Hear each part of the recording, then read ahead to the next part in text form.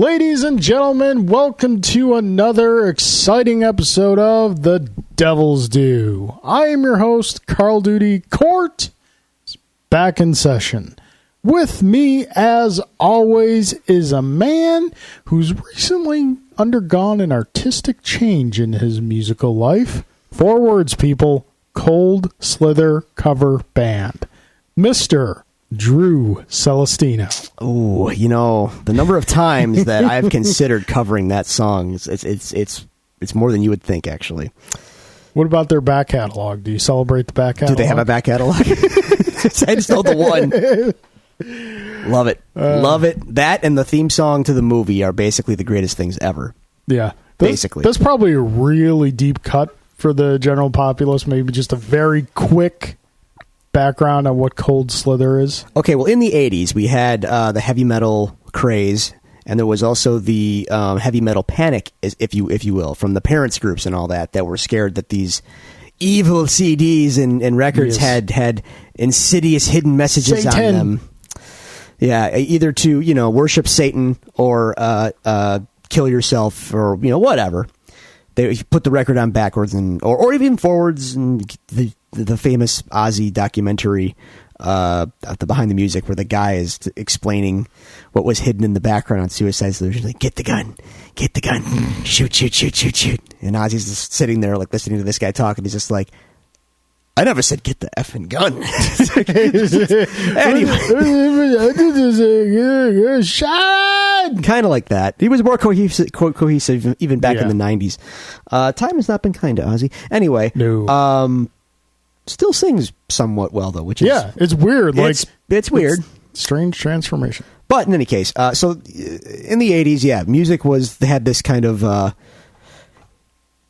evil intention behind it if you were one of those concerned troll parents, kind of pearl clutching and whatnot. So Cobra in the G.I. Joe cartoon had this awesome plot. Well, actually, G.I. Joe has to discover that it's Cobra behind it. But the Dreadnoughts, who were a biker gang... They were a metal band waiting to happen. They were a biker gang who had the 80s metal aesthetic already. Yeah, especially Zartan. Yeah, but all of them, really. The guy, the one crazy mohawk, and they were built to be a metal band. So they form a metal band. And they come up with the song Cold Slither, and they all put in like full-on 80s outfits, 80s butt rock outfits, and they film videos, and the video goes out into the masses, and sure enough, it's a front for Cobra. Didn't the Twins direct the video? They sure did. Cobra Twins? Extensive Enterprises, the legitimate arm of Cobra. I thought Cold Slither was the name of the band. It was. Okay. But it was the Dreadnoughts in disguise. Okay, yeah. Yeah, so it was the band and the song. All right. That's Cold Slither. And it's pretty dope. Go on YouTube. It's awesome. For what it is. Yeah. All right, folks, that brings us to our opening statements. Drew. Hey. You are sounding better. Better, Healed, but not... recovered? At like 87%. Okay. It's slow going, man. And... I'm not blowing my nose as much, and I'm not coughing as much. Yeah. This is improvement. If you can tell, though, I'm still a little congested. I still sound a little congested. And I can feel it. I can still feel it in my skull. Whatever it is, it's still in there. And I can't shake it. But I know it's there. When I take a step too hard on my heel, I feel it rattling in my head. When I dry my hair in the morning... I feel it in my teeth. It's just there's something in there, and it's driving me nuts. And the meds, I finished off the meds over the weekend. They're still in my system, so they're supposed to still be working for a few more days. But man, if this goes any longer, I'm just going to ask you to take me out back, and there's a hole out there. No, just throw me in there. I don't know how to work the recording equipment. Someone will figure it out. Excuse me. And I, you're my friend. Yeah. Not priority. It's okay. I understand. That's we're getting there slowly, but surely. Well, see, from what I saw on Facebook and what I saw when I walked in, a new bundle of joy has come into your life. It has, actually, yeah. So This is kind of an unforeseen turn of events. So I was looking to unload a couple of my pricier guitars because I wanted to buy another amplifier for the house because my main amplifier lives at the studio. And at home, I kind of play through the computer, which has pros and cons. Software is not as good as an amplifier, and it's just, So I was going to buy another amp, so I was plotting to sell these two guitars, buy a little amplifier, and pocket some money. Well, a certain guitar that I recall when it was commissioned from a forum that I used to frequent back in the day. I remember when this little limited run was commissioned about 10 years ago, maybe eight years ago. I don't know. So it's been a while. And I was always just like, oh, that's nice. Oh, those are nice. Oh, what I would give to be able to have one of those. So there's 6 of them. It was commissioned out of a store in Australia. They're a retailer, the Western Hemisphere's biggest ESP guitars retailer. The owner, Shane, does a great job. ESP is a Japanese company, so there's that Pacific connection over there. Here in North America, we get ESPs, but they can be pricey. And at the time, especially, Americans couldn't do these little limited runs that Australia could do. So I followed this little run, and lo and behold, all these years later, one should become available. So the one sat in Australia. The guy who commissioned the run, his store, it sat in a case for years in his private little collection, untouched. It ended up, he's like, I gotta call the herd. I gotta let it go. He lets it go to who? But my friend Rob, who is my builder in San Diego, who does my custom work. So he's built my White Explorer, which you may or may not see me play on stage, and I have another one under construction right now. He's a fantastic luthier. He got it, and he didn't get on with it for whatever reason. So he's like, I think I'm going to let this go. And I suddenly have all my plans for the amplifier and pocketing the money Just went out the window. I say, sir, I will sell these two guitars as quickly as possible, and I will be purchasing said guitar. So after a month of wheeling and dealing, I got the two guitars sold. It was a little bittersweet to let them go, but c'est la vie. I have many others. Yeah. So it wouldn't. I hate letting stuff go, man. Yeah. But yeah, it's here. It's here, and it's pretty dope. Pretty dope. That's gonna be buried with me probably. Maybe. Dare I ask the final hammer price? No. Okay. No. But like I said, it cost me 2 guitars to get it. Gotcha. So I'll leave it at that for now. Not as much as let's put it this way. A new Gibson Les Paul Custom, or even let's not even new, let's just call it a Gibson Les Paul Custom. Okay. Is going to run you north of $3,000, probably into the $4,000 territory. Okay. This guitar is an ESP Eclipse made to full Les Paul custom specifications. Okay. So spec-wise, we're on point, and not for nothing, ESP's quality control is far greater than Gibson's. And I happen to like some of the subtle aesthetic differences a little better. I did not pay that much. Okay. So take solace. So let me ask you, being a non-guitar guy, Yeah. do you, because obviously I recognize the brand Gibson. Uh-huh. Do you equate Gibson to how you would equate like Budweiser? So they're kind of well, Gibson they're is kind of the mainstream general public knowledge brand. I wouldn't say that. Gibson is still American owned. Budweiser is not. Budweiser makes a cheap generic product, and they also conduct business practices against smaller brewers. Gibson is not quite as nefarious in terms of screwing other builders and companies, although they do throw the legal arm out there for once in a while.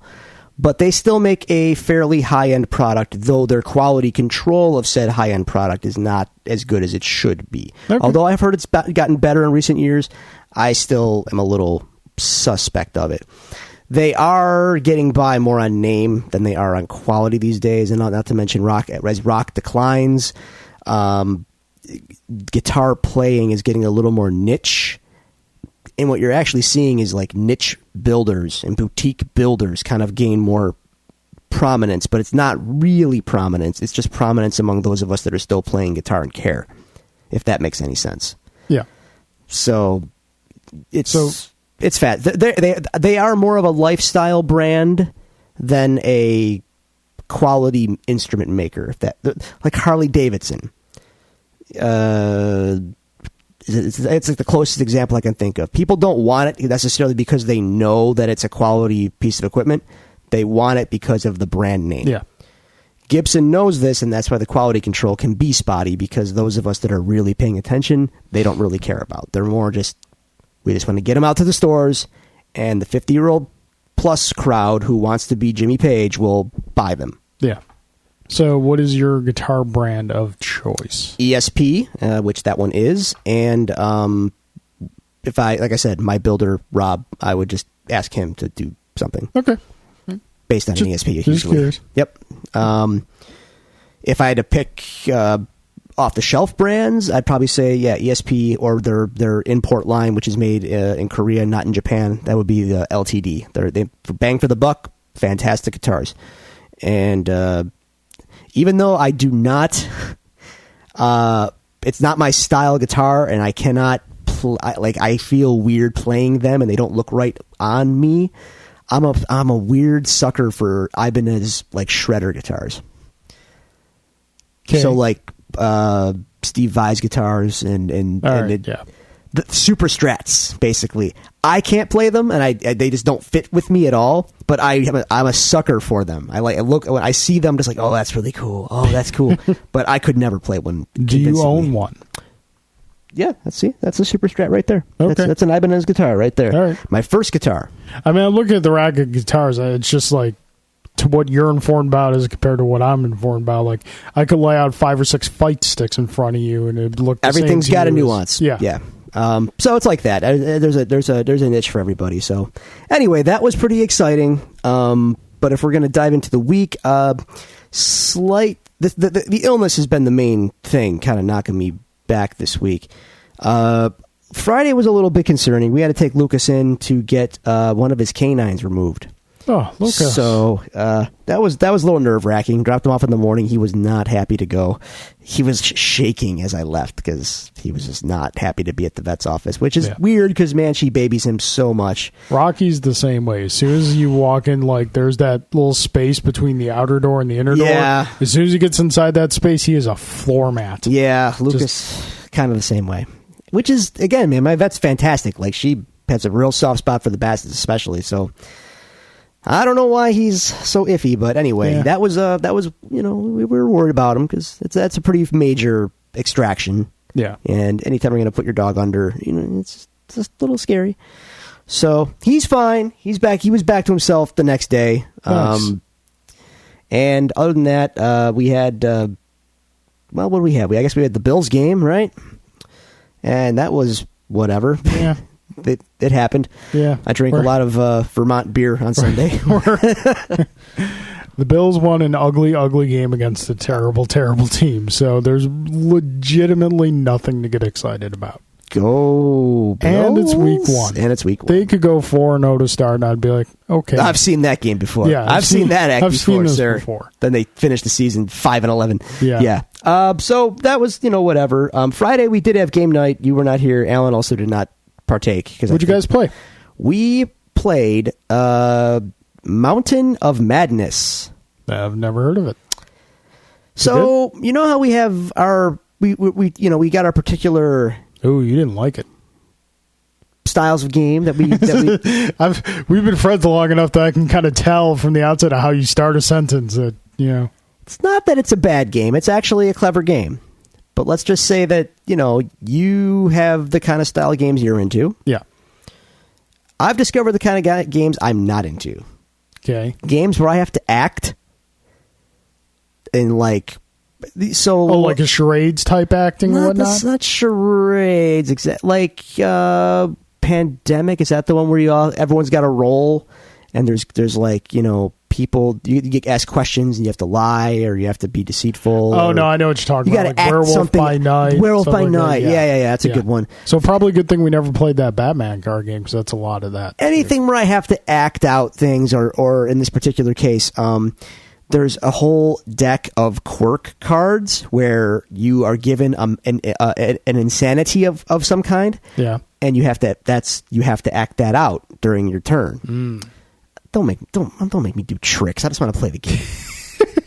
What am I, clown? Am I a clown to amuse you? Yeah, it's a fine game. Everyone else seemed to enjoy it. I was getting a little perturbed because it's just like, look, I just want to beat the game. Yeah, I could see you not liking something like that.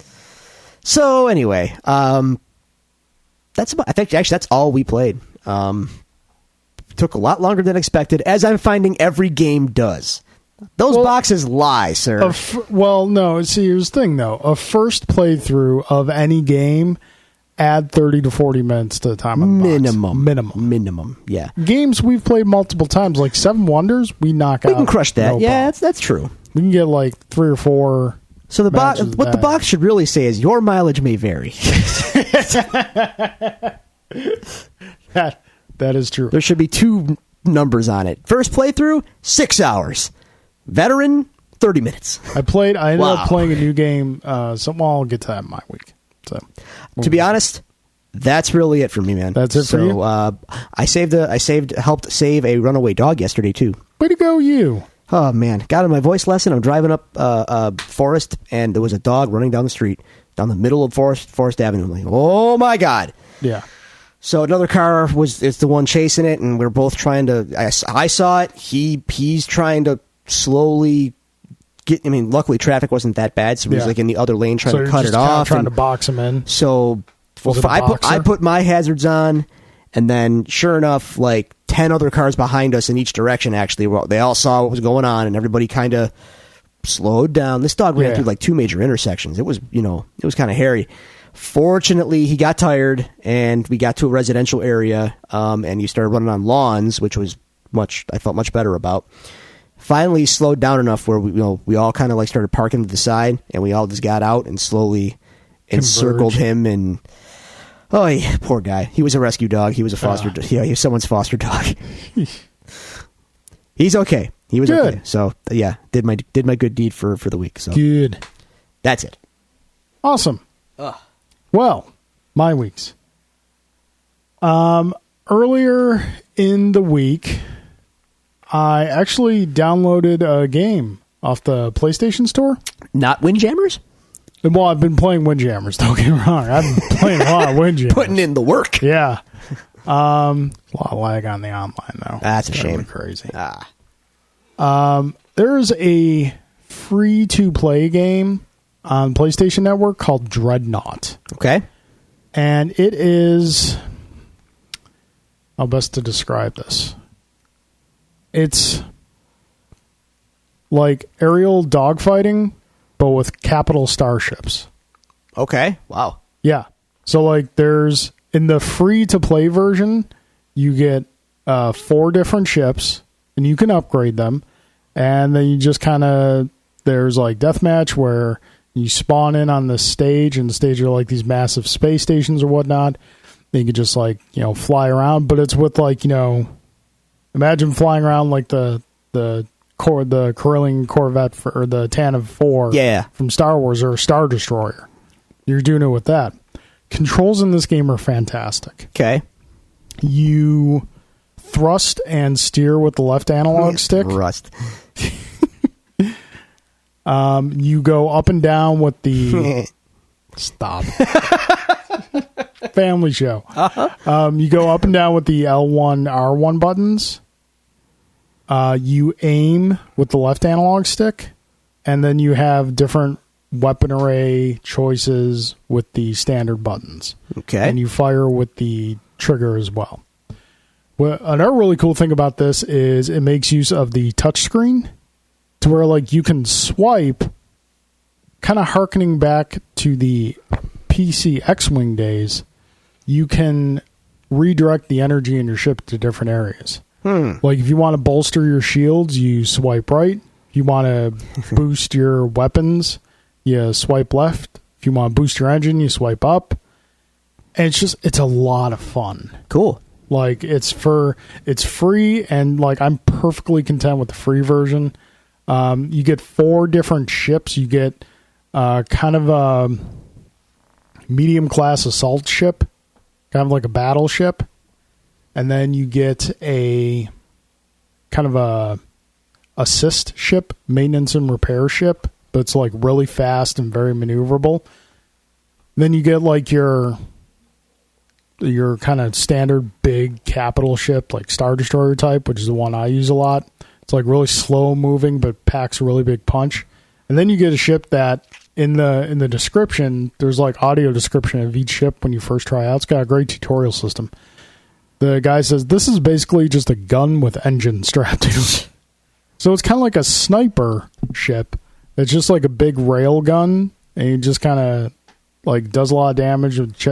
Shots take a while to charge, and it's a really fun game. I would highly recommend giving it a whirl. Cool. Because it's something like, it's not a genre that we're not familiar with. Like obviously going back to like the N64 and the GameCube apes, the Rogue One series. This is just that with really big ships. Cool. So it's a lot of fun. It's always fun to pull up next to a ship and just let the broadside fly. So there was that.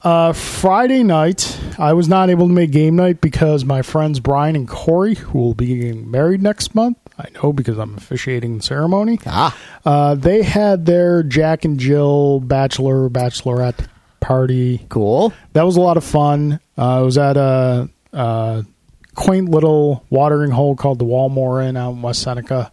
All right. And now this is good. You're gonna laugh when you hear this, but you know, I'm sorry, it's what the drink's called. So I upheld my title of being king of the wangers. The drink is called Wangers. It's one of those drinks that like alrighty then the bartender just spends like a good 5 or so minutes just pouring all different types of alcohol in a shaker. And people typically drink shots of it. Yeah. I drink it out of pint glasses because it's good. And I had like good luck with that. I had like 2.5 of those shakers.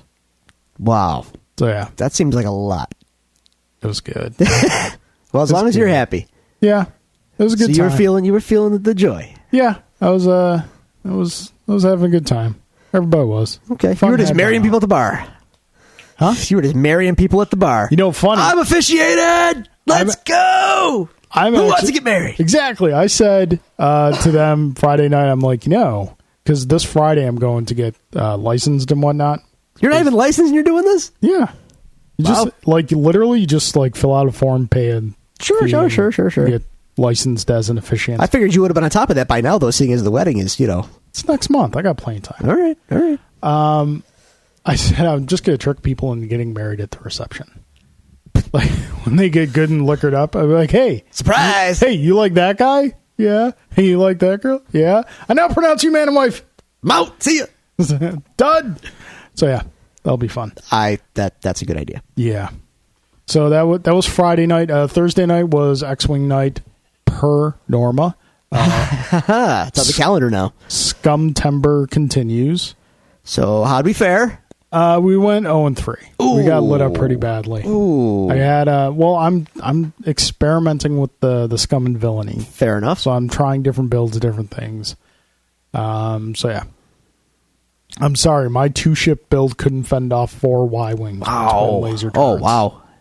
So yeah, I got them down to 1 Y-wing. So. That's not bad. It's respectable. So then Saturday, what was Saturday? Saturday was something, but I can't remember what it was. I had a wedding. I neglected to tell you about that, but you did have a wedding. It was great. Did you see my photo comment on one of those pictures?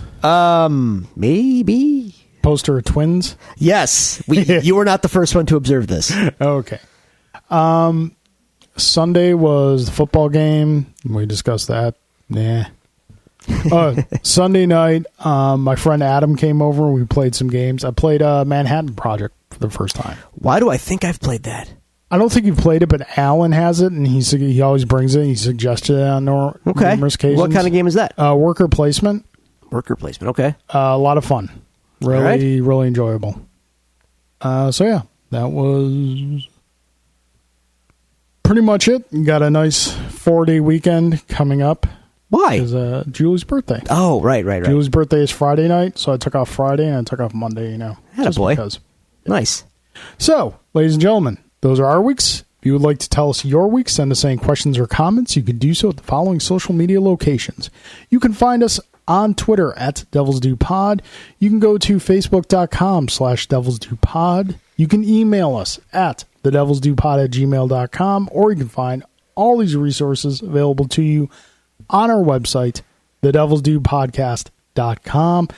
That being said, Drew, we're going kind of old school today because we've only got 2 questions in the old mailbox, and it's from Mr. J. Gelsomino and Mr. Alan Waiters. It's like a warm blanket. It's a warm blanket of familiarity. All right, starting with Mr. J. Gelsomino. Carl and Drew. And I would, to give some background to this question, because we were discussing last week what was the better De Niro performance, Goodfellas or Casino. And I asked Jay if he had watched Casino yet. Yes. He has not. Yeah, I've been talking. That's been a point of contention with me and Jay for quite a long time. He said, I will watch Casino this week, I promise. Do you actually believe that's going to happen? No. I don't believe that. No. That's okay. It's okay. It's okay. Shake your fist at us all you want, Jay. All 3 of us know that's not He's unsubscribing right now. Unsubscribe. This is it. I can't take anymore. To turn the tables on you, what is the greatest movie you've never seen? I don't know. Well, I think he's asking like a film of renown that a lot of people have seen. I have not seen. Okay. I think mine's pretty easy. Citizen Kane. Oh, it's good. Yeah, I've never seen it. Yeah, it's great. It's one of those.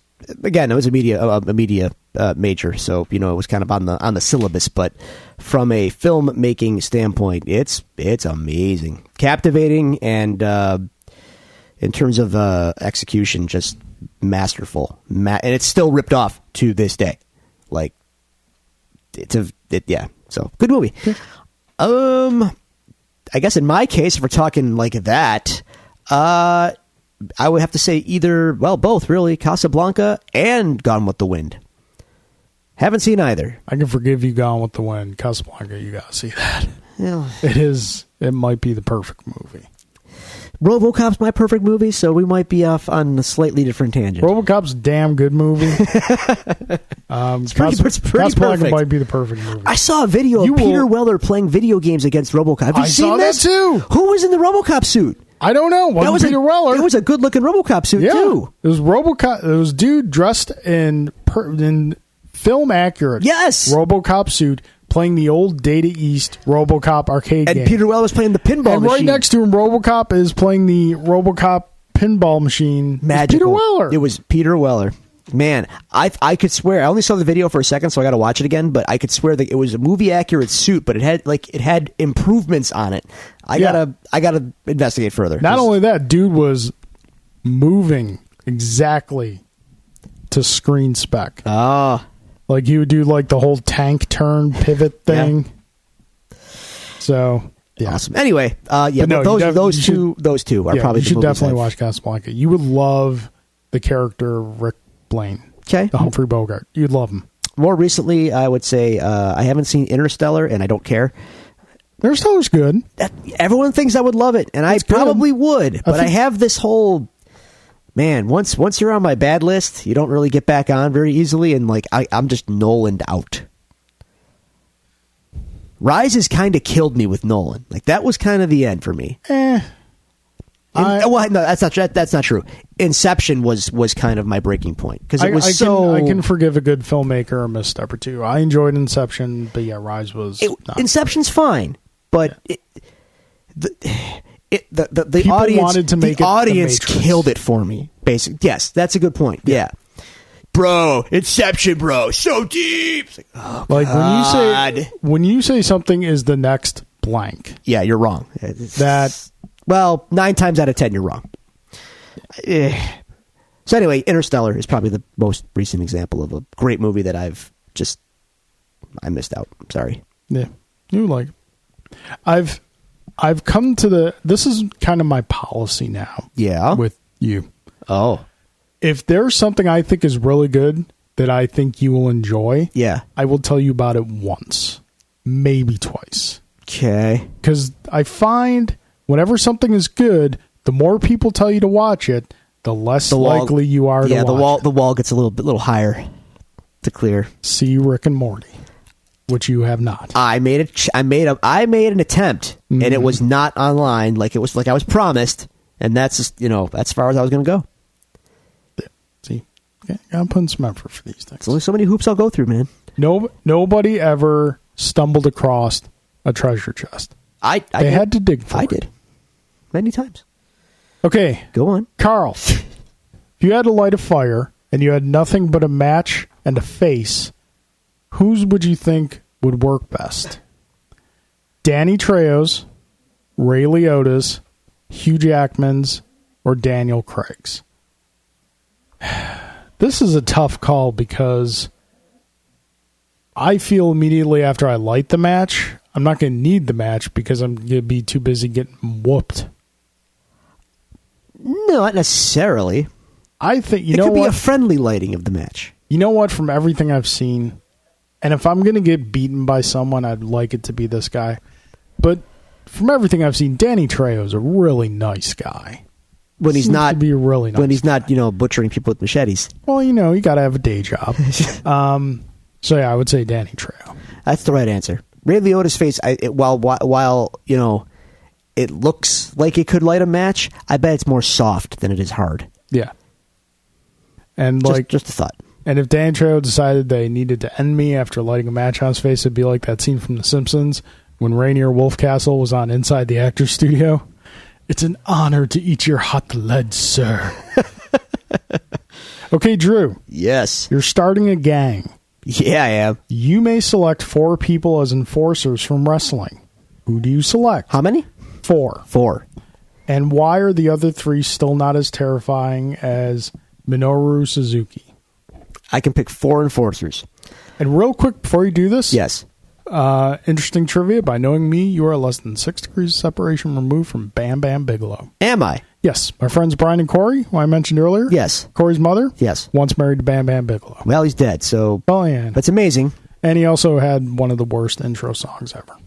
The Bam Bam song? Yeah. That was great. That was awesome. Have you ever listened to it outside of... A lot of entrance themes don't work outside of an arena. You just got to accept that. But in the arena, for an entrance, it works. Okay. Real American's a terrible song. But when the Hulkster comes out, brother, you just gotta mark out. Although not so much these days. Let's see. Arn Anderson, top of my head, absolutely. Double A is he is the enforcer, so you gotta have Arn on there. I'm assuming because he mentioned Suzuki, I can't pick Suzuki, so I'm going to take him off the table. Dare I say Fale is going to be one of my enforcers. He is the underboss of the Bullet Club, even though he's more, he's less bad luck Fale these days than he is food truck Fale these days. But whatever, I'm not going to begrudge the guy. So I'm going to have Double A, Fale. Steve Blackman can be one of my enforcers. He's going to be the silent one. He's not going to be a guy that's going to, put anything flashy out there. But when I need someone to go take care of business, Blackman's going in. And for my fourth enforcer, just a guy who gets the job done, puts the work in. Just because I think he's criminally underrated right now and criminally underused right now, give me Luke Harper. Luke Harper can be my fourth enforcer. Seeing as WWE apparently forgot he's on the roster, I guess he needs something to do, so he can come be my fourth enforcer. I like that line. That's a pretty solid line. I've got 4. Okay. I just thought 4 off the top of my head. Now, when I hear the word enforcer, I'm thinking like enforcer in kind of hockey and basketball parlance. Okay. Not necessarily a finesse tool, but more a sledgehammer. That's the route I took as well. So here's my 4. Yeah. One man gang. Okay. Demolition. Both of them? Both of them. Okay, I'm not counting Crush. And So no, OG. God, no. OG, okay. Yeah. Neon Crush is fine. Demolition Crush, no. No Crush is fine. And then lastly, because you need someone who, at the end of the day, if things go bad, is just going to keep coming back no matter what, Mick Foley. I don't think Mick's an enforcer, though. Yeah, but how are you going to stop him? Believe it or not, you Doesn't can't. matter. You Put a bullet in his head. He'll shake it off and put on a Santa Claus hat and just keep coming. This is true. I mean, he does have that going for him, but he can be beaten. He'll be a damage sponge. He's gonna. That's true. He's gonna absorb the hits that the others might take. That's fair. Okay. All right. Yeah, I like it. Okay. He's the Biggs Darklighter of WWE. I say that not so much for movie reference, but for X-Wing reference. You know how like each pilot, some pilots have a unique skill to them? Yes. Is Biggs a damage sponge, literally? Pretty much. Biggs' skill is like if he is within a certain range of another friendly ship that you can target, you have to target Biggs. That's kind of cruel, but okay. Well, yeah, you know. Okay. It's thematic. That's sort of his point. I guess so. All right, Jay, thank you very much for the questions. On to Mr. Alan Waiters. And really briefly, before we get to Alan's questions, we just want to send good thoughts and prayers to all those affected by the recent storms. I know Alan had some family down in the area. Hopefully they are all well. And by all means, guys, open up the wallet, throw out some donations out there. Find some charities where all the money goes. Julie and I made a donation. Help some people out. Can't go without saying. Well said. Yeah. Okay. Alan Wares, Carl and Drew. Why are horror films today not as good as horror films of the 80s and early 90s? What film scared you the most as a kid? As far as to why they're not good, this is something you're going to be able to answer more than I can, because horror movies just aren't really my genre. Okay. I used to like them when I was a kid, just not so much anymore. Well, I think to us, though, that era is better. 70s, 80s horror movies. Yeah. To a kid today, they might think they're dumb. The kid today was going to... tame. Yeah, tame or silly, you know? So it's probably a matter of perspective there. But being in that demographic, I'm not going to disagree. I feel like what's happened is the 70s and the 80s laid out the template, and now all the horror movies today just stamp out the template. Yeah. So audiences they're not shocked anymore because they know what to expect. And somewhere along the line, Hollywood got smart. Not smart. I mean, smart's the wrong word. But they figured out that if you just do a creepy jump scare every 5 seconds, that counts somehow as a horror movie, even if the movie itself is terrible. Yeah. It's so scary, though, because there's, jump scare. And it's like, because whatever. they're so cheap to make, big studios are wary to kind of go away from the formula. Yeah, they stick to the formula. They don't spend a lot of money, and they just... Which is why it takes it, like Get Out was a huge hit this year. Yeah, haven't seen it. And I've heard about the plot, though, and that definitely interests me. Yeah. And that it had to be like all independently funded and whatnot, but it got great success because it's an original concept. Yeah, it's strange. But yeah, I mean, it's a matter of perspective. I'm sure to someone else that, a horrifying movie came out more recently than the ones that we're talking about. But different strokes, different folks, times move on. But I still think that the era that Alan and I and you would prefer, again, wrote the book. Yeah. And now the book is just being copied and not really innovated. So yeah, that's probably it. Movies that scared me as a kid, I was terrified of The Predator when I was a kid. I mean, it's one of the best movies ever. I love Predator. It's like perfectly done. That movie is masterful. Yeah. It is masterful machismo. Yep. But it's so good at it. It's like two different movies. But it scared the crap out of me. Yeah. Predator freaked me out as a kid. Not for nothing. Still to this day, summertime rolls around, I walk outside by myself and I hear a woodpecker off in the distance. I think, the woodpecker, or is it the predator? The noise. I was talking to Predator today with somebody. Did you know, you probably did, but did you know that the Predator we got on screen was not the original Predator that they started with in the movie? Van Damme. Van Damme. Yeah. Did you see the original design? No. Would have been a whole different story, sir.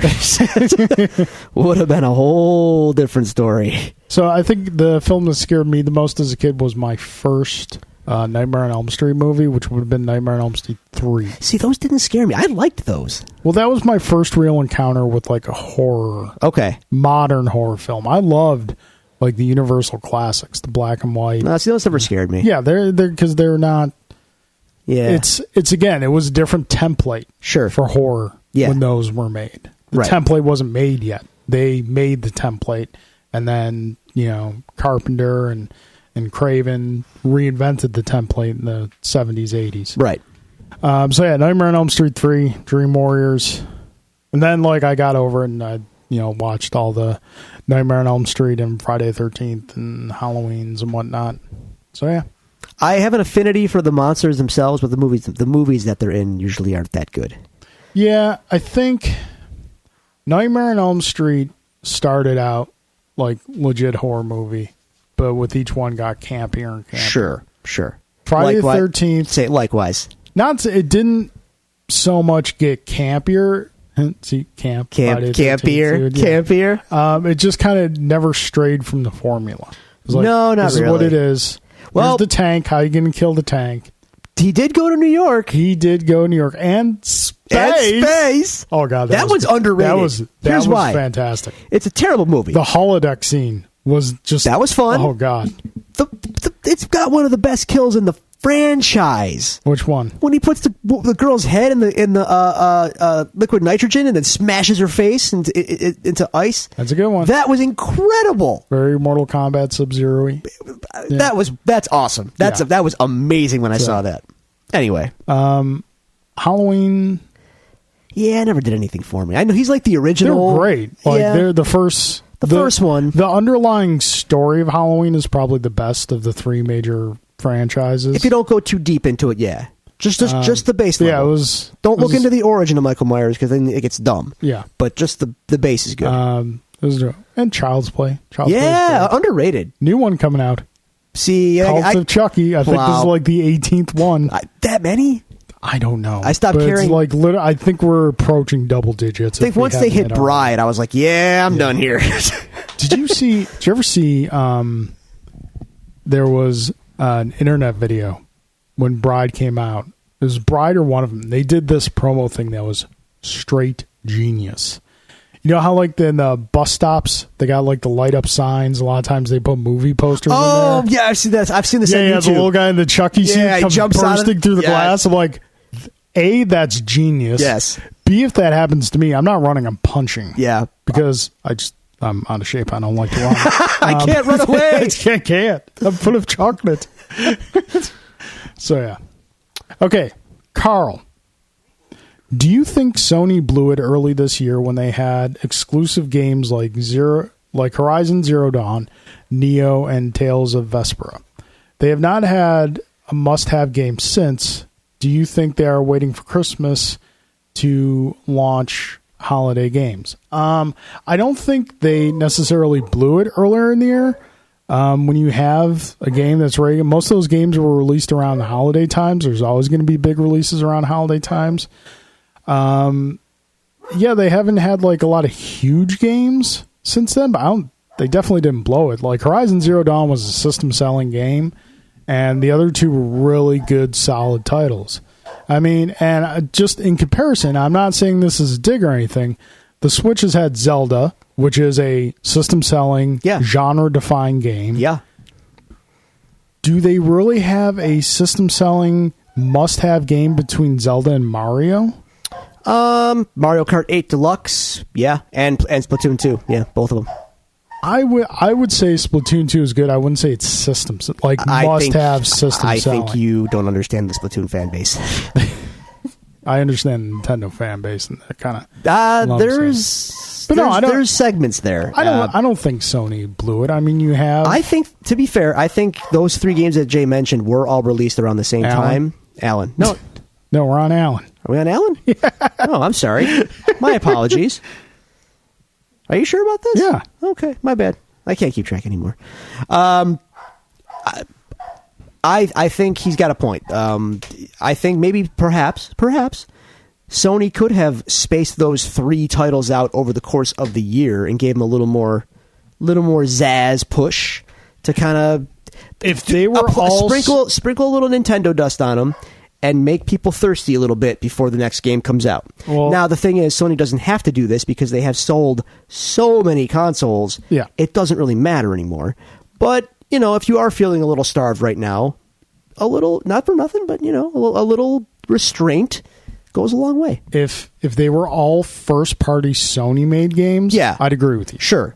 I'd agree with you, definitely. But we've got different companies, publishers doing. Okay, we're making this game. This is when it's coming out. See, I guess I feel like that's where the manufacturer, the console manufacturer, should step in and be like, we want. Yeah, but then the game companies get fired back and be like, "Are you going to compensate us for holding off on releasing this game?" And then the console manufacturers are like, "Why are we going to pay you not to release a game that's going to make us partial money?" I feel like everybody should. I don't know. I think there's something to be said for the sprinkle it out release schedule, and I think the third parties would also do well to acknowledge that too. So yeah, they might not want to sit on it, and they but yeah, I mean, but if I'm them, it doesn't make any business sense to sit on. Sure, it does. No, it doesn't. Okay, hang on, follow me here. Yeah, using our movie logic. Why don't Marvel and Warner Brothers put movies out on the same day? Why doesn't Justice League come out the same day as Avengers? Because there's going to kill both of their box office. They're going to leave money same on the principle in video games.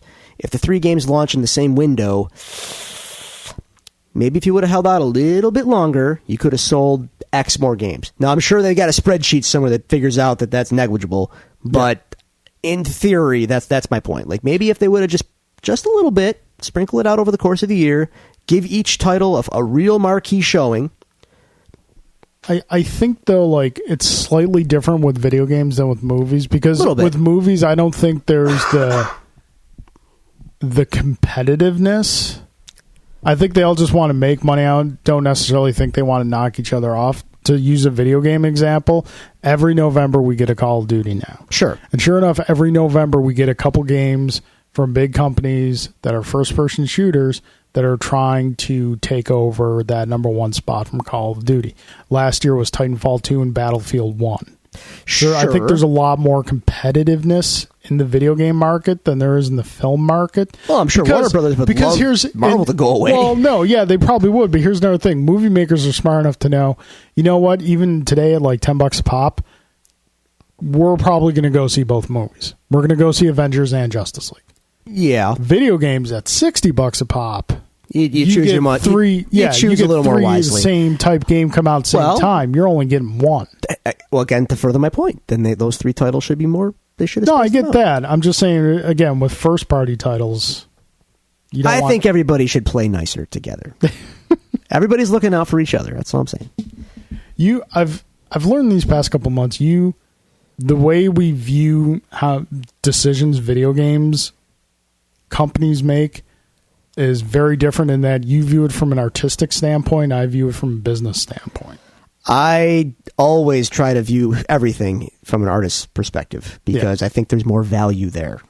No, I'm not saying there isn't. I'm just saying I see the point of the company that wants to make money. I do, and I get that. I'm just not with that. No, I didn't say I agree with it. I'm just saying that's that's how cool. I tend to see it. So yeah, I don't think Sony blew it. They got a bunch of big games again coming out next couple months. We'll see. Marvel, Capcom, it's coming out later. That's going to be a system seller, brother. I still don't care. I know you don't. Although, quick shout out and kudos to Justin Wong. There's a big Marvel vs. Capcom tournament relatively early. I think I heard about this. And Justin Wong has declined to participate in it because he got an early release copy of the game. Mm-hmm. And he's had time to learn the game and get good at the game. He just said it wouldn't be fair. No. To people. Like, I think the game will have been out a week at the time the tournament takes place. So, kudos to him. Way to go. I mean, anytime you fight Justin Wong in a versus game, it's not fair because man's just godlike. Drew. Yeah. What board game will receive the Drew Celestino, the Drewies? The Drewies! Oh, that should be a thing. Game of the Year, which is highly which is a highly recommended one, and which is the best strategy game? He's got like 3 questions mixed in here. So wow. look at I don't know. This is more for you. I'm not. I like games, but end of the year award show on Devil's Due. Okay, which board games? The Druies and the Duties. What gets my game of the year? Which is highly recommended? Which is the best strategy game? I don't know how you really define a strategy game. Probably things like. Might have to help me out here. Cutthroat Caverns is in part a strategy game. Okay. Anything that probably has engine building. I do like a good engine building. Let's see it's just kind of a spoiler if I give it away now, then, isn't it? If we're doing Druies. Well, we got a couple months. Something might knock it off. This is true. I haven't really been keeping score mentally. Well, no, I guess you do kind of keep score mentally, what you like, what you don't. All stars for me this year so far. Terraforming Mars, I enjoyed a lot. What was the other one that we just played? Blood Rage was a fun discovery. Let's see. Did I discover Seven Wonders this year, or we kind of? But this is the timeline's getting. I think Seven Wonders kind of came into our gaming lives late last year. Okay, all right, that's a good one. Yeah, those are my big 2 right now. I think Terraforming Mars and Blood Rage. Those are the standouts right now. Yep, for my favorites. There's a game coming out soon by the guys who did Blood Rage called Rising Sun. Feudal Japan, negotiations, whatnot. Can't wait for that one. Can I commit seppuku? I think it's encouraged at some point in the game. I think you score points. You die, but you score points for it. Sort of like in some aspects of Blood Rage. All right. Okay, folks, that brings the cross-examination to a close. Alan and Drew, Alan and Jay, thank you for your questions. You're welcome. Moves us on to the case files. And again, oh man. Let's just do it. Seemed like last year was the film stars and whatnot, the music stars. I got my flame suit on. Let's go. No, we got nothing for that. But we do have to start on a sad note. Oh. We lost another legend this week. Oh. Damn it. Len Wein. Len Wein, man. Co-creator of Wolverine. Run the list. Co-creator of Swamp Thing. Created Nightcrawler, Storm, Colossus. Helped define early X-Men. Just an absolute legend in the field. Basically defined the X-Men as we know them today. Yes. He and Giant Size X-Men #1 was the thing that turned the page from the 60s to X-Men that we know. And kind of saved X-Men. Because X-Men was not doing well. No, it was not. Very much so saved X-Men. He passed away. Swamp Thing. Wolverine. And play the 6 Degrees of Separation. Len Wein gives you Swamp Thing, which gives you Alan Moore, which gives you the whole 80s boom culture of adult comics. And by all accounts, anyone that worked with Len Wein basically said if he was editing the book, his influence would be felt on that book just by the nature of him being the editor, without him even passing a note to the writer. Yeah. Just having him there made a book better. The guy was an absolute legend in comics, man. Yeah, it seems we've lost a couple this year, comic legends. It's unfortunate, but we're kind of getting that time in our lives where our childhood is slowly starting to face mortality. Sure is. So the comic world is definitely less without Len, but we can take heart in the characters and the story he's given us, and crack open an old issue this week. Absolutely, in honor of Len. Read up on Len Wein, kids. That dude. He put in the work. Yeah. All right, now on to happier things. Drew. Yeah. Like a green mushroom being punched out of a block, the NES Classic is getting another shot at life. Sure is, sir. Announced, I think it was either late yesterday or early today. It was today. That the NES Classic will be coming back in 2018. So all you kids that splurged on them on eBay for $500, yeah, folks, you got to remember, Nintendo likes money. They heard you. I know that they made it. Sometimes, look, I'm a fan. Me more than anyone knows. Nintendo giveth, Nintendo taketh away. Yes. This is good news. They heard the complaints. They probably saw that secondary market crap happening, and they were probably not happy about it because that's money they could have had in their pocket. And that's also it's not that Nintendo is mad that people are selling them on the secondary market. It's mad that they didn't figure out that people would be willing to pay that much for their systems. Well, I cannot fault them for the way it shook out. They did the market research, and these little niche tchotchke consoles. Yeah. The NES Classic was not the first of these. No, there's other. Sega's got those out there and all that crap. You can walk into Rite Aid, get like a Sega Genesis and Atari 2600. And they they're just they didn't do business. I mean, they're out there, but they're not doing business. You know what I mean? Yeah. Nintendo looked at that and said, okay, here's a little holiday stocking stuffer. This is it. We're not going to go nuts with these. People went berserk for it. I don't know why or how. Just right place, right time, right product. I can't explain it, but they heard you. You're getting it back next year. And the pre-orders with the SNES Classic, and oh boy, I had a good time with those. Yeah. Reggie came out this week and said basically, we know it's been problematic. Don't buy them on eBay. Do not buy them from scalpers. We are going to have product available on release day and into next year. Okay. Now here's the thing. That's all great, and I want to believe it, and I hope it works out great. We'll see what happens. But I just don't know what the real demand is going to be. You know what I mean? Yeah. As much as they prepare, I wonder if it's going to be like, oh, you prepared, huh? Yeah. People were lining up outside for the original NES Classic. Yeah. And I think that is one that kind of taps into the nostalgia fan base a little more than the SNES Classic. I got a feeling the SNES is going to be bigger. But yeah, the whole SNES having a game on it that was never released of a major That's a big franchise, selling point. Absolutely. Sure. Yeah, there's going to be lines. I think that it won't be as bad as it was with the NES Classic. But I think if you don't have it pre-ordered and you're not lining up the night before, you probably won't get one. Not right away on day of release. But they are going to, again, they've promised they're going to be stocking them throughout the year. So I'm hoping. It's going to be fun. Do you think they will kind of tweak the next Classic, like give a longer cord or whatnot, give a second controller in there? No, I don't think so. Not as long as they can sell those extension cables. Yeah. I know. I feel you. Why would we give the people something they need when we can simply make them buy them? You're the business guy in the room here. Nintendo logic. You're the business guy in the room here. Yeah, but... See? Well, yeah, but what? There are things that are just kind of douchey. That's business, sir. This is why I err on the side of art. Portable system. I know, I feel you. 4-hour battery life.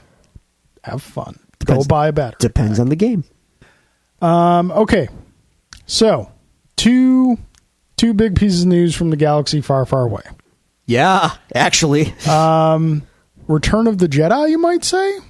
J.J. Abrams? No. J.J. Abrams has confirmed to be returning to write and direct Star Wars Episode 9. That's because... well, yeah, we talked about last week. We talked about the guy getting fired last week. Did we? Yeah, we did. Man, this cold has me... It's got you baffled. Wow. Okay. Because you went through your whole, like, how you're kind of burnt out on Star Wars thing and whatnot. Did the director getting fired factor into that? I don't remember talking about that. Pretty sure that it... yeah, I know we talked about the director getting fired last week. Okay. Man. So I need help. Well, anyway. Sorry, Colin. Thanks for joining us. So JJ's back. JJ's coming back. How do you feel about this? I'm okay with this. Proven commodity. I was tweeting with a friend of mine who was tweeting with another guy he knows earlier today, and they said they're fine with this, but they were kind of looking forward to 3 distinct directorial visions on Star Wars. Well, okay, folks, I got news for you. That implies that that's even a possibility. Star Wars films and Marvel films are not films that reflect directorial vision, with the exception of Guardians of the Galaxy. And arguably Iron Man 3.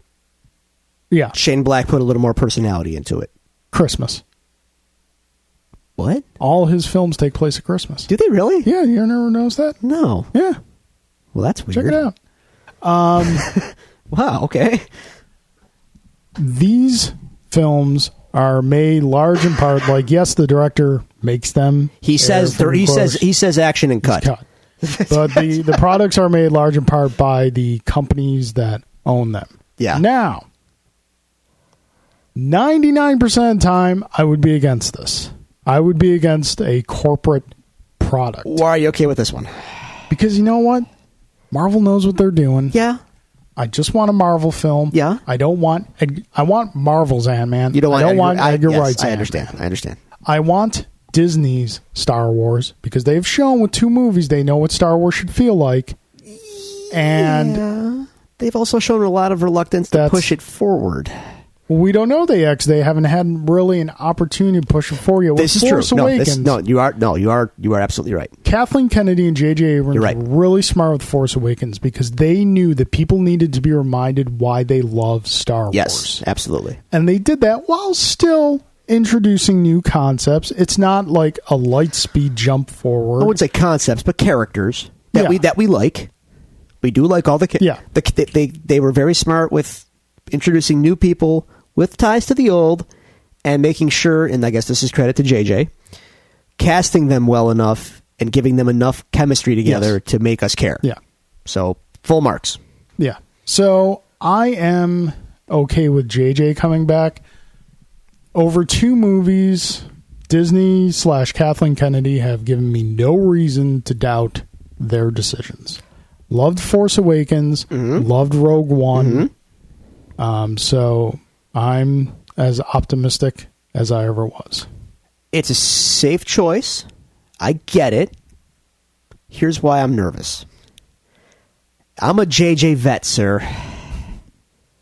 But see, he's done more good than bad, and all you point out is the bad. But here's why. And don't say Lost, because he had very little to do with Lost past the first season. Then maybe he should have stuck around. JJ seems to enjoy setting up the mystery, but not paying it off. JJ likes to introduce the concept, but not execute the concept. So, but you're the guy who always says you don't need to know why Darth Vader turned to the dark side. You just want to see cool Darth Vader. That's fine, but I'm just worried about this guy's ability to give us closure. That's all I'm saying. So, seeing as this is the third and final act of this trilogy, is this guy who has a real hard time closing the book going to be able to close the book to all of our satisfaction? That's my concern. If it was just JJ, yes, I would say there might be some valid concern there. He does have another writer, right? Yeah, they're bringing in a new writer. Okay. But again, Star Wars, it all starts and ends with Kathleen Kennedy. All right. Well, I'm okay with that because this is a woman who's essentially produced our childhood. When did she come on board with Lucasfilm? Dude, she was involved like in the first Indiana Jones. Okay, well, and tons of stuff outside that going forward. Look fair up enough. her. I'm not besmirching her. resume. I trust. She got left in charge of it all for a reason. I trust her. I just Last Jedi is going to be a real test for me. If they push things in a new direction with stuff we haven't seen before, or if they're going to just copy paste from the Star Wars playbook. So bringing back JJ, that's like okay. Yeah, we're both in agreement that they kind of had to do what they did with Force Awakens. Yes, but just with the Force Awakens. Do it with everything. We don't else. Want Empire Part 2. We don't want Jedi Part 2. Exactly. I want new stuff. New things going forward. So yeah, we'll see. It's a good choice. It's a safe choice. Yeah, I know it will be competently done. There will be chemistry on screen. It will be fun. Yeah, it's safe to say. I just hope it pays off. The movies are not going to be bad. No, I don't have prequel dread by any stretch of the imagination. I just want it to be really good. Did you have prequel dread going into Phantom Menace? Or were you kind of like the rest of us, just happy to have new Star Wars? I was Star Wars drunk at the time, so no, I wasn't really scared until I read the first review. Yeah, like the day before the movie came out, and I read it, and I'm just like, what? This guy can't be right. Who's this guy besmirching Star Wars on the internet? What does he know? Yeah. Then I saw the movie. I was like, Yeah. I still like it. It's got lightsabers. Still good. Still good. Yeah. It's like that kind of buyer's remorse. You tell yourself like, no. It's a little different, but it's good. Yeah. Then you see it again. You're just like, it's still good. Yeah. Until you Then break. you see it like 10 times like I did because I worked at a theater. Oh man, then you just want to kill yourself every time Jar Jar's on screen. Took a couple of viewings to be like, this isn't good. This isn't good. This really isn't good. I don't know how to feel right now. Yeah. It was a real cultural touchstone, man. It was. It was a generation that grew up with that blockbuster, that is and their they didn't know Star like Wars. who we. Yeah.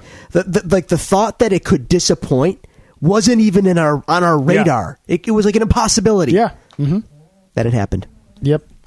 And second part of the news is that the release date of episode 9 has been pushed. And I'm happy about this. Pushed back. Because it was in May. Yes. And then they're bringing it back to December. Good. We like Star Wars in December. I want Star Wars for Christmas every year. Well, yes. I take that back. Not every year. You're going to get Star Wars for Christmas whether you like it or not. That's the problem, I know. But if I'm going to get Star Wars, you know what? I want it at Christmas time. Yep. It's worked out so well for them already. They should never have strayed. Stick with it. You guys own Christmas now. Yeah. Christmas is Disney property. Yep. Trademark. Trademark. Little R with a circle. Yeah. Disney owns Christmas now. Yeah, they do. And I think that is it for the news. Okay. A lot happening this week. All right. A lot of stuff happened. Oh, you know what? I thought of something. When you mentioned Lost. Yeah. Because I know you would never have looked into this interview. Oh, boy. I heard an interview with David Lindelof. Oh. And he told a story about Lost that made something click in my head. You know what Lost is? Lost is the Spider-Man clone saga. Oh, God. I have to know more. Because when the writers originally started the Spider-Man clone saga, it was supposed to be a very short story. Yeah. 4 or 5 issues at the most. Okay. A couple crossovers. That's it. Yeah. Books sold like crazy. Marvel says, no. Stretch it out. We need more clones. Give us more. Give us more.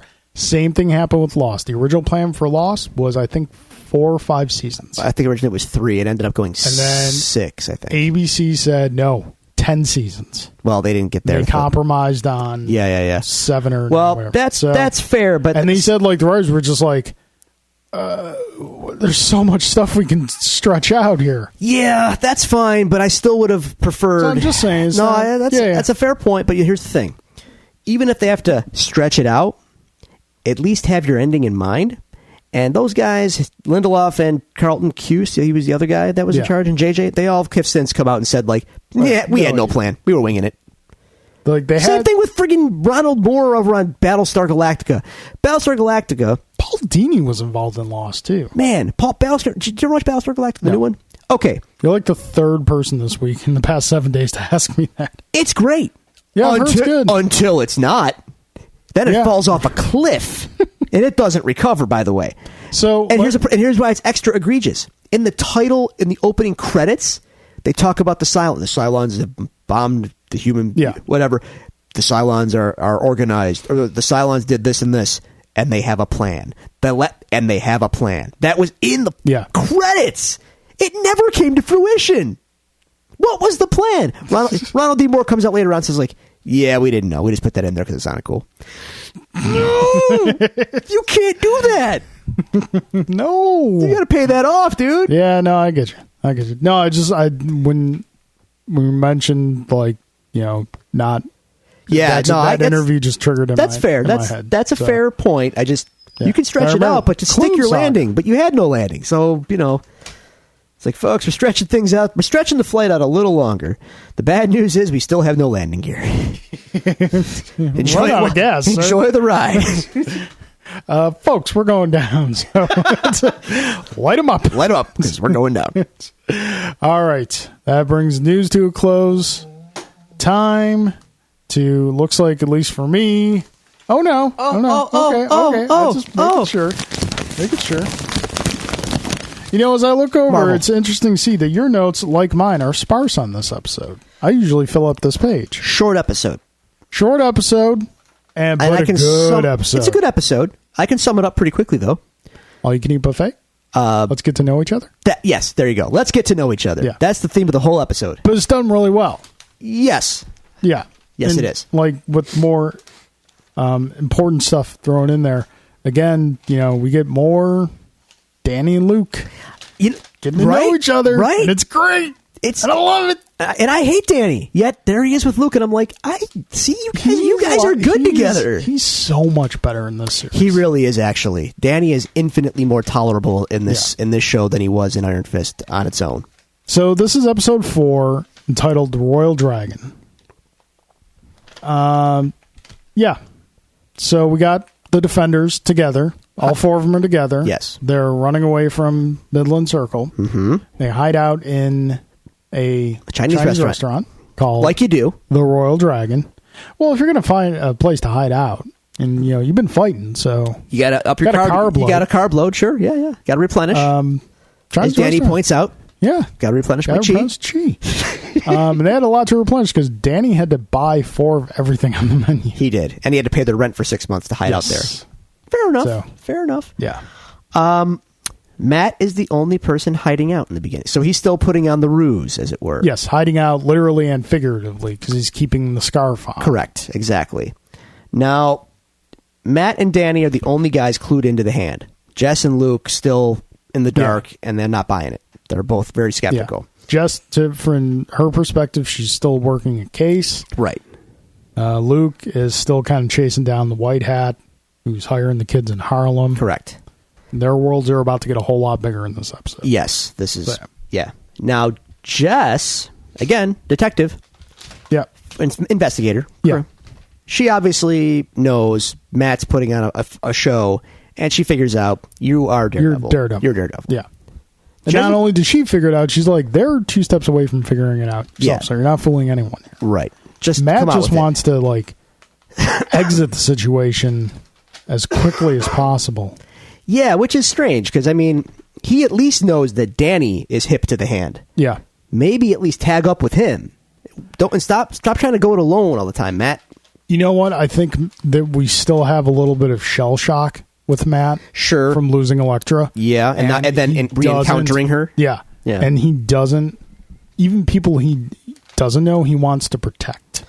Yeah, he's adamant about that in this episode. Yeah. I have people, I can't reveal myself, yada He yada. doesn't understand who or what Danny is, so he doesn't know that Danny's been fighting the hand his whole life. All his life. Right. Whereas they're still relatively new addition to Matt's life.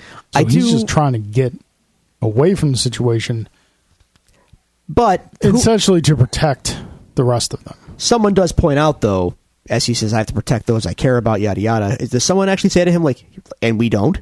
Yeah, Luke. Luke points out. Luke, man. Good dude. Yeah. Because when you look at the group, Matt and Luke are the ones who have the most connections and the deepest connections. Yeah, I guess so. To their neighborhoods in a sense, and when you look they both know Claire. Yeah, when you look at Danny, Luke knows Claire. Yeah. When you look and Matt had a shot too. Yeah.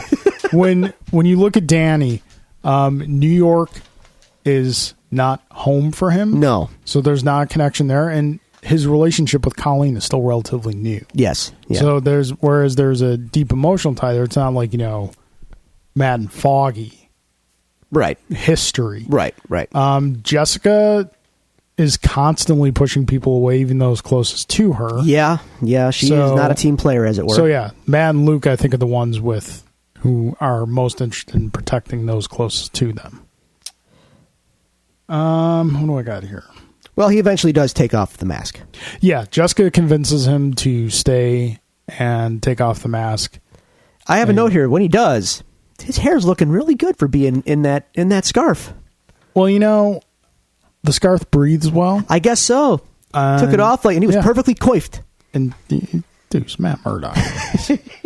he's a World League fighter. He's an amazing superhero, but he's also got game. We know this. This we know. Game. Oh, I know. You can't tell me, man. So we're starting to see the team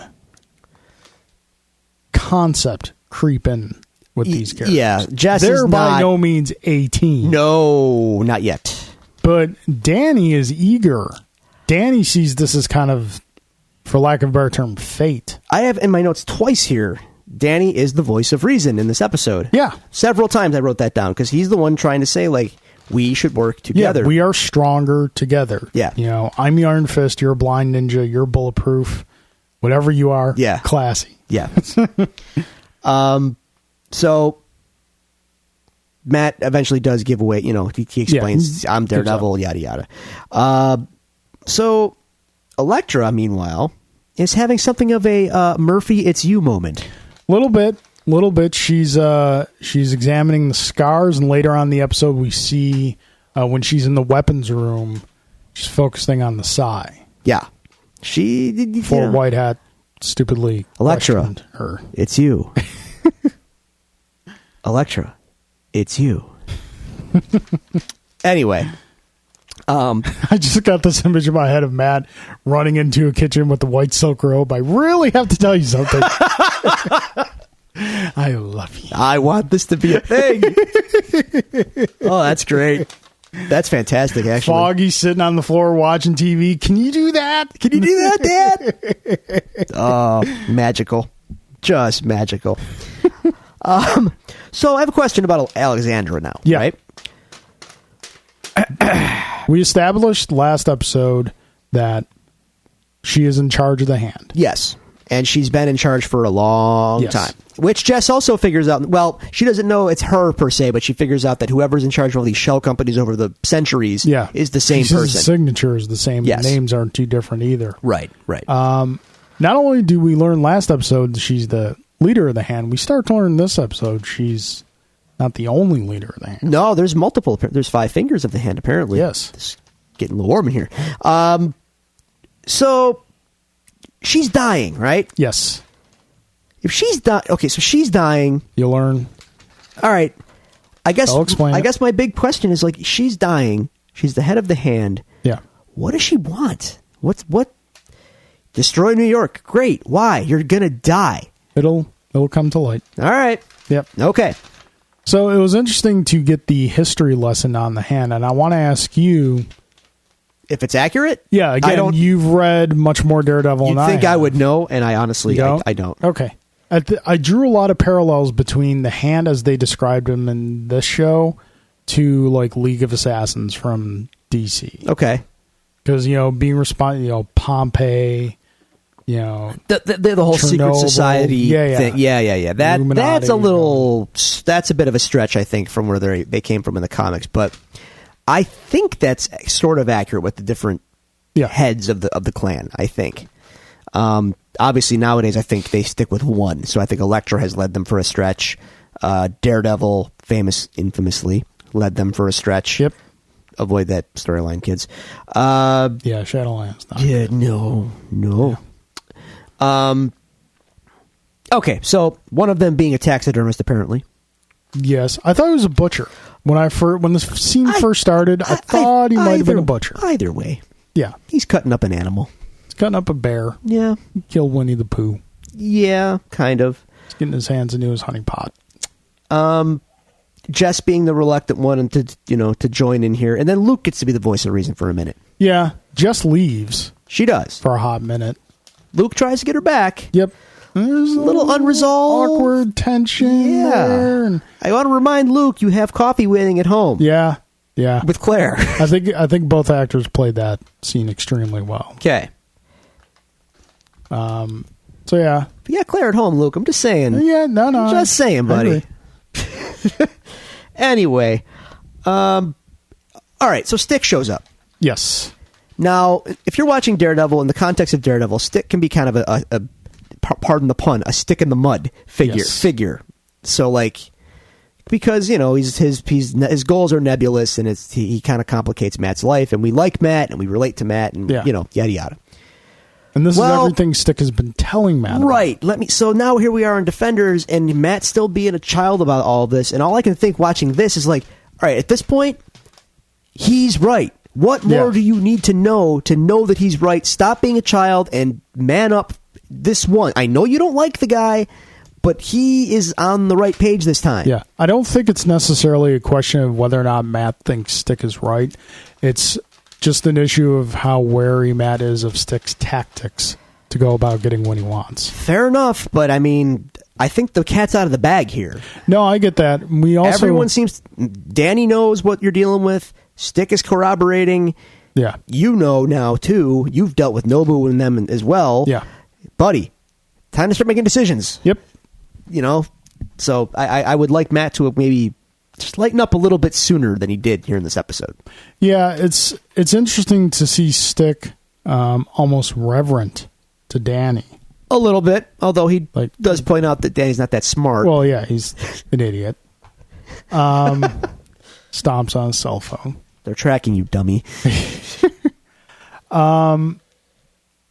Stick, I really like how Stick just kind of lays down the history of the hand in this episode. God, I had a point I was going to make, but I just blanked on it. Dang nabbin'. Oh, well. But yeah, I think Matt is just wary of Stick's tactics and how he goes about getting what he wants. Although I do find it interesting that Stick in this episode, as far as fighting skills, almost puts Matt on a higher shelf than Danny. He does say that Matt is the most gifted fighter he'd ever seen. Most naturally gifted fighter he's ever seen. Yeah. So, yeah. But he doesn't have that glowing fist, though. Doesn't have a glowing fist. No. So Jess departs, right? Yes, Jess takes off. Matt and Stick have a little heart-to-heart, and Matt does remark to Stick, you didn't mention Elektra. Yeah. And Stick remarks, well, neither did you. Yeah. So I think they're both, even though Stick is very much of the mind of, it's not her, Matt, and you're going to have to kill her. Yeah. Don't be swayed.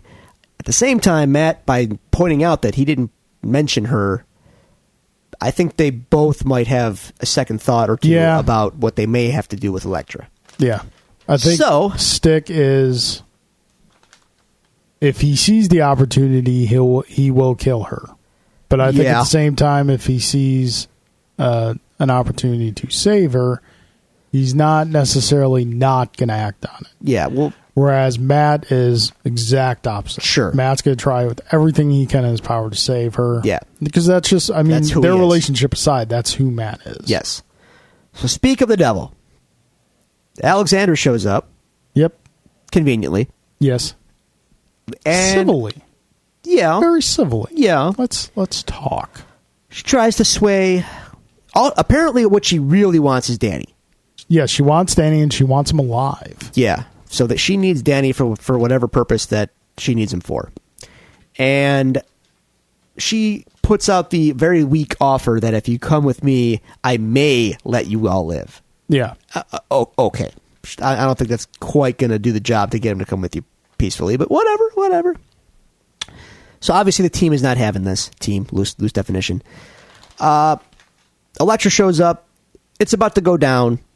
And then Jess comes back. Jess just hits in her time. with a Ford. Yeah. Throws a truck through a window. Crashes a truck through a window. Hits Elektra with an SUV. She takes it very well, by the way. Well, that didn't look like it was coming through that fast. Sure. Yeah. And we get the big fight. We're going to fight next episode. Yeah, it's that screen that you see before the match starts in a fighting game. It's the end of the first Mortal Kombat Defenders movie. versus... Yeah. The hand. Everyone get in your fighting pose. Cut. Yep. Sure. So that's really it. Yeah. It was kind of a catch your breath episode. Catch your breath. It was a shorter episode after what was going on last time. What do you think of the pacing so far? We're 4 episodes in and it's actually feeling pretty brisk. Yeah. Especially this episode because it was only like 40 minutes, but that's fine. It did what it needed to do. I still feel like the hand is a little nebulous as a threat, and I have not read any spoilers, but some of the chief complaints I do hear about the show Defenders is that the hand aren't necessarily the most compelling villains because their motivations and the stakes are always a little unclear. So how much can I really invest in feeling threatened by them when I don't really know who they are or what they're going to do? I can see that. Also, the hand don't really have a face. No, they Like when you think of the see what you hand, did there. yeah. When you think of the hand, you instantly think of a red ninja. Yes. You don't think of like a leader figure. No. The closest I can get is Elektra. Yeah. And she's not the leader. She's just a tool for Right. them. Yeah, that would help. Sigourney Weaver's character, maybe if they would have introduced it sooner in Daredevils, maybe, or something like that, or Fist, I'd have a little more sense of... I could put a face to it and go, Yeah. they're bad. Here's why. Yeah. Have a scene... Like, put it this way. Daredevil Season 1. We knew Fisk was bad news because he crushed a guy's head in a car door. Like, you know... Brains go drippy, drippy. Yeah, we set some stuff up concretely up front. The hand are still kind of vague to me. Yeah, no, I get that. That's my only concern, and I think, you know, ultimately the wheel that's turning in my head, and I'm starting to get a little nervous, but not nervous, but okay, so we live in this era of I'm air quoting prestige TV, right? Yeah. Daredevil Season 1 felt like a prestige TV show, more or less. Yep, and Season 2. By and large, Season 2. But now as things are kind of going on with the other shows and now Defenders, I'm starting to think like, you know, I'm a little worried that maybe that's the wrong term, and maybe Marvel's content just to kind of give us, I wouldn't call it prestige, I'd just call it adventures. I don't necessarily think it's a difference between prestige TV and not prestige TV. I don't think Marvel sets out to do something that's already been defined. I think they set out to do their thing. I know. And when you look at the Daredevil series, when you look at the Luke Cage series, Jessica Jones series, and even to a lesser extent Iron Fist, their own stories are told there, and whereas with the exception of Daredevil Season 2 and a lot of Iron Fist, they're not, yes, they live in the Marvel world, but it's not as extreme a Marvel world as we see in theaters. No, so, I don't but think now everything has just kind of started to converge. Yeah, but I guess what I mean is they're not shows that are really... I thought that they would go down this real character-heavy path like prestige shows do, like Breaking Bad or something like that does. Yeah. Which nothing is going to be Breaking Bad. But that kind of thing, where it was, you know, very heavy drama, very defined characters with very defined stakes, and to a degree are about something. And I feel like that's kind of getting pushed to my realization is that maybe that's not the case. Maybe this is just kind of serialized adventures. Well, that's also harder to do the more characters you have to have on screen at the same time. That's in the case of Defenders, that is true. And the first couple episodes were very much that. Yeah. I hope each show can still carve out a unique identity and not devolve it. Because even Luke Cage, man, like, I thought we were getting prestige stuff until, spoilers, Cottonmouth dies. Yeah. Show takes a left turn, and now it's just the adventures of Luke. Not necessarily as well-defined, you know, stakes as there were. Iron Fist, dude, who knows what was going on there? I mean, that's just fever dream stuff. So now Defenders being another show that's kind of continuing that thread, I would hope that maybe going forward when Defenders is over, because I haven't seen how it ends, so I don't really know. Yeah. But I hope we can kind of get back to like, you know what? No, these shows individually are about something, and we're going to execute that with good character stuff, and we're going to get back to being a little more, I keep using the term, but prestige kind of television. I think I kind of view Defenders going into it and having seen it. I view Defenders in the same way that I view the Avenger films. They're the annual issue. Okay. They're all right. They're the once a year, not necessarily connected, but can be used to tie up some strings. All right. Just grandiose, big, fantastical thing. Okay. That's fair. So. All right. Yeah. And I mean, yes, we're halfway through the series at this point, but there's still a lot of series left. Okay. You might not think about seeing only like 4 episodes left. There's a lot. Well, they're covering a lot of ground in the past couple. Things escalated quickly, so yeah. I think that will continue. So, all right. So, yeah. All right, folks. That does it again for us here at the courthouse. We very much appreciate you stopping in and giving us some of your time. If you'd like to reach out to us, ask us any questions, or share any opinions or thoughts with us, you can do so with the following. You can go to Twitter and follow us at Devils Do Pod. You can go to Facebook.com/Devils Do Pod.